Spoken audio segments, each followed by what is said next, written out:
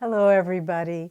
My name is Nayaswami Devi, and I'd like to share with you today one of the blogs that I've written from a book of compiled blogs by Nayaswami Jyotish and me in our latest book, Touch of Peace. And these are blogs that were written over the time span of 2018 to 2020, and Jyotish and I alternate every other week writing a blog. So I'll share one with you today, and this is called Penniless in Brindaban. It was written October 25th, 2019. One of the most memorable chapters in Autobiography of a Yogi is Two Penniless Boys in Brindaban, in which Yoganandaji puts his faith in God to the test. If you remember, young Yogananda and his friend and fellow seeker, Jitendra, stopped to visit the master's skeptical elder brother, Ananda, at his home in Agra. Trying to undermine his younger brother's faith, the materialistic Ananda declares, "Money first, God can come later. Who knows? Life may be too long." Yogananda defiantly replies, "God first. Money is his slave. Who can tell? Life may be too short." The next morning, Ananda presents a challenge of faith to the two young men. He will provide them with one-way train tickets to the nearby town of Brindaban, where Krishna played out the glory of his early life. The conditions were to be met. They must, 1, take no money, 2, not beg for money or food, 3, not reveal their predicament to anyone, 4, not go without meals, and finally 5, not be stranded there. These are quite a lot of conditions, aren't they? Without hesitation, but with a little reluctance on Jitendra's part, Yogananda accepts the challenge. What follows is one of the most delightful and inspiring proofs of God's ever-present care for his children. Lavish meals are miraculously provided. A young man, Pratap, had a vision of Krishna, who shows him the faces of Yogananda and Jitendra sitting under a tree. Pratap finds them and lovingly guides them around Brindaban, providing delicious sweetmeats as well as return tickets to Ananda's home in Agra. At the end of their divine adventure, a transformed Jitendra admits, "How shallow my trust. My heart has been stone.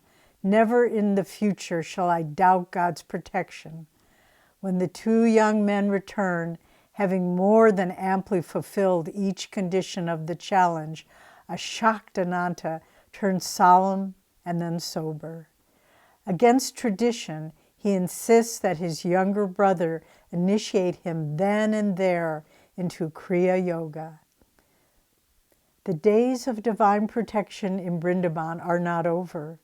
For many years, abandoned and abused widows from throughout India have made their way there to seek the protection of Lord Krishna.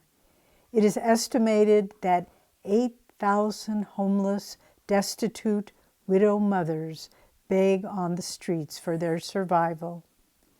In 2014, Ananda established the Paramahansa Yogananda Public Charitable Trust to care for those who have been heartlessly rejected by both family and society. We currently have 5 ashrams which house 130 mothers and provide them with a clean, uplifting environment, healthy meals, and medical care. In addition, the workers of the trust make home visits to the poor of Brindaban, providing an estimated 4,000 needy people with daily milk, staples, and vegetables. I could share with you more details about the accomplishments of the trust, but the real stories have to be felt with the heart. When we visited there recently, we saw dignified elderly women who had recently been homeless beggars, now being lovingly cared for and respected.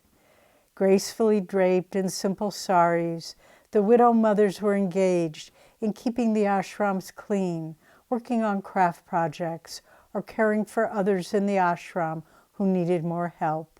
Their rooms were colorful and neat. An aura of blessings and light seemed to fill everyone and everything we saw. They told us how their own families had abused and rejected them, but that now, with the trust staff, they have found more love than they ever knew before. One said, "This is my family now. I am so happy here. I will never go back." At the end of the day, as we drove back to Delhi, our hearts were filled with reverence and gratitude to know that such a work in God's name is being done. In Brindaban more than 100 years ago, Yoganandaji accepted his brother's challenge and showed us that faith in God's protection is never unjustified. Today, in that very city, he is demonstrating the same truth to us once again through this trust established in his name. We are given such examples of divine protection, not that we may applaud from the sidelines, but in order to strengthen our own faith. When, in the midst of darkness and doubt, we can summon the courage and trust to call on God's help, we will not be left empty-handed. Rather, we will find an abundance of love and support from a source that the materialistic person may never know. With gratitude for our loving Divine Mother, Nayaswami Devi. I get inspired just reading this and remembering the time we spent in Brindaban with a beautiful day with those widow mothers and how they took our hands and kissed our hands as representatives of the work that is helping to sponsor this wonderful charitable effort.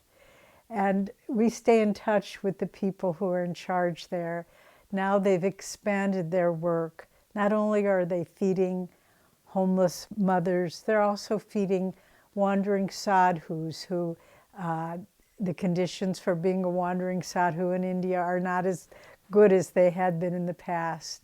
And more than that, they're feeding the stray animals, camels and cows and monkeys and donkeys that roam the streets. And the woman in charge, her name is Jaita, she told us that they all line up, all the animals line up. They see the people lining up to get their rations, so the animals line up to get their rations. And she said even the monkeys, who usually are very wild and jumping on trees and fences, they form a little line and they line up and they give them a banana. It's so beautiful to see how when we open our hearts in charity and love for others, the whole universe becomes our family. And we're recording this now. It's a little before Christmas, 2021. So a few years have passed since we wrote this little essay. But I wanted to remind you in this Christmas season that it continues all year round, that in giving, we are awakened to the universal family of all of God's children, his helpless human beings, the little animals, everything is something that we can give love to and receive love from. And so, my friends, look in your own life and find ways that you too can give from your heart to people in need, and you will know, as Master learned, as the widow mothers are learning in Brindaban, that God's loving protection will shower down on you as well. God bless you.